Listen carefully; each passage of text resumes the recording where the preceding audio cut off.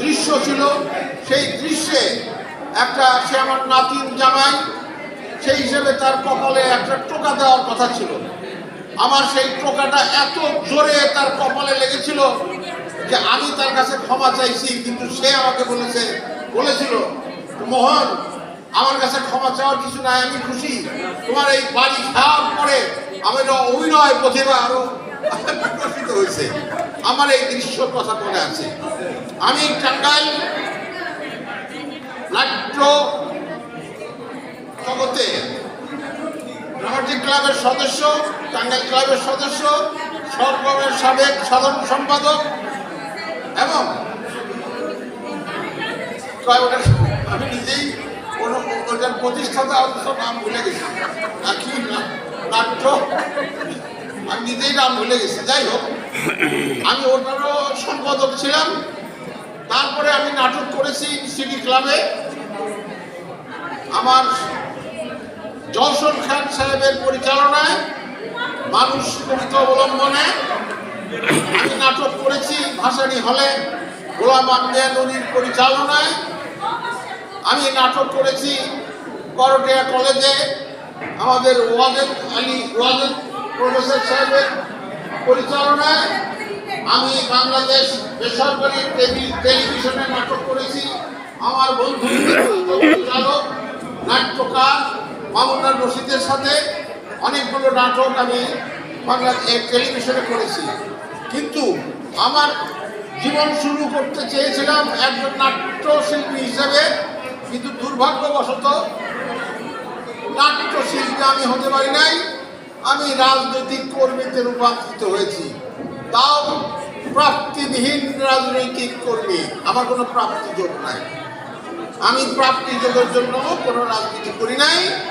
আমি আপনাদেরকে পর্দার নেপথ্যে সহযোগিতা করেছি। আমাদের এই অনুষ্ঠানের জন্য জাহাঙ্গীর যে পরিশ্রম করেছে, আমার ছোট ভাই জাহাঙ্গীর আলমের পরিশ্রম, তার সঙ্গে কিছু সহযোগিতা করেছে আমাদের বাচ্চু এবং হারুন। আর পর্দার নেপথ্যে ছিলাম আমি। অনেকেই অর্থ সাহায্য করেছে, নাম বলতে পারবো না এত লোকের। তারা তাদের অর্থ সাহায্যে সম্ভব হয়েছে আপনাদের জন্য এই দুপুরের আমাদের যে সামান্য আয়োজন, সে আয়োজন করার জন্য। আর অনেক এখানে বিখ্যাত শিল্পী যারা ভালো গায় টেলিভিশনে, অনেকের আমি মুখ চিনি, তারা হয়তো আমাকে চেনে না, কিন্তু আমি তাদেরকে চিনি। একজন শিল্পী এখানে বলে গেছে যে অনেকের মুখ চেনা যায় না। কেন বা মুখ কি করে চেনা যাবে? বয়সের ভারে চেহারার তো কিছু পরিবর্তন হবে, এটাই তো স্বাভাবিক। যাকে দেখতাম নৃত্যশিল্পী হিসাবে টাঙ্গাইলে নাচ করেছে, দূর থেকে করতালি দিয়ে উৎসাহিত করেছি, সেই মেয়ে পরবর্তীকালে বিবাহ করেছে, মেয়ে বিয়ে দিয়েছে, শাশুড়ি হয়েছে, অন্যের কেন্দ্রি হয়েছে। সুতরাং বয়সের তো সাপ মুখে করবে, সুতরাং দেখতে চেহারা তো একটু ভিন্ন রকম হবে। যৌবনে আমি যা ছিলাম, আমার এই বয়সে তো থাকার কথা নয়। তবে আমার চুল পাকলেও আমি বৃদ্ধ নই, আমি যুবক এবং যুবক থাকতে চাই। এই অনুষ্ঠানে আমার অগ্রজ প্রতীক, ৬০ দশকের বিখ্যাত কবি, বাংলাদেশের সারা জাগানো কবি, একজন সাংস্কৃতিক ব্যক্তিত্ব বুলবুল খান মাহমুদ, তাকেও আমরা এই অনুষ্ঠানে আসার জন্য সবিনয় অনুরোধ করেছিলাম, কিন্তু ওনার অসুস্থতার কারণে উনি আসতে পারেন নাই। ওনার প্রতি আমি আপনাদের তরফ থেকে আমি শ্রদ্ধা জানাই। অনেকে আমাকে জিজ্ঞেস করে যে মোহন ভাই, আপনি কি বুলবুল ভাইয়ের বয়সের সমান? না ভাই, বুলবুল ভাই আমার অনেক সিনিয়র। আমার মাথার চুলগুলো সব পাকা। আমার ছোট ভাই কামরুল, ওর মাথার চুল পাকা, আবার ওর চাইতে আমি বয়সে বড়, আমার চাইতে অনেক বড় বুলবুল খান মাহবুব। মাথার চুল পাকলেই শুধু বৃদ্ধ হয় না।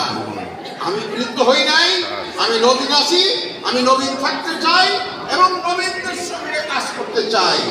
এই অনুষ্ঠান কোনো সংগঠনের হচ্ছে না, এটা আলোচনার মাধ্যমে হঠাৎ করে এই আয়োজন।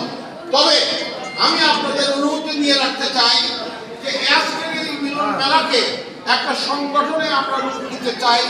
কেউ বলেছেন যে আগামীতেও যেন এই ধরনের অনুষ্ঠান আমরা করতে পারি, কিন্তু সেটা সম্ভব হবে যদি একটা সংগঠনে আমরা এটাকে রূপ দিতে পারি, তাহলেই কেবল সম্ভব। আর আমাদের জাহাঙ্গীর আলমের কন্ট্রাক্ট এত বেশি, দেশ বিদেশে বহু শিল্পী, বহু গুণী শিল্পীদের সঙ্গে টেলিফোনে কন্ট্রাক্ট, যেটা আমার নাই, আমার থাকার কথাও না, সে কন্ট্রাক্ট করেছে, যোগাযোগ করেছে। আমি সামান্য সহযোগিতা করেছি আর্থিক ব্যাপারে, একজনকে বলে দিয়েছি, আর ম্যাক্সিমাম সে করেছে। আমি তার প্রতি কৃতজ্ঞ এবং ধন্যবাদ জানাই। এবং আগামীতে যে সংগঠন হবে, আমি অ্যাডভান্স ঘোষণা করছি আপনাদের সামনে, সেই সংগঠনের মহাসচিব হবে জাহাঙ্গীর আলম। বাদবাকি সেই কমিটির কে কি হবে না হবে পরবর্তীকালে আমরা আলোচনা করে নির্ধারণ করব এবং আপনাদেরকে জানিয়ে দিব। আমি আপনাদের কাছ থেকে এই পর্বের অনুষ্ঠান শেষ করে দিয়ে আমি যাচ্ছি একটু বলুহা, সেই বুড়োর সেন্টারে। ওখানে সাংবাদিকদের একটা, ঢাকার থেকে সাংবাদিকরা আসছে, ওখানে একটা অনুষ্ঠানে যোগদান করে আমি আবার আপনাদের কাছে ফিরে আসবো। আপনারা এখন নিজেরা পারস্পরিক আলোচনা, বন্ধুত্ব, সেলফি যা কিছু আছে তুলেন। এতক্ষণ সেলফি তুলতে গিয়ে আমাদের অনুষ্ঠানের অনেক কিছু ক্ষতি হয়েছে, সেই ক্ষতিকেও আমরা হাসি মুখে বরণ করে নিলাম, গ্রহণ করে নিলাম। এখন ইচ্ছা মতো আপনারা কেউ নৃত্য করেন, গান গান, বক্তৃতা দেন, কবিতা আবৃত্তি করেন, একেবারে খোলা মনে তারপরে খাদ্য গ্রহণ করেন, উদর পূর্তি করে।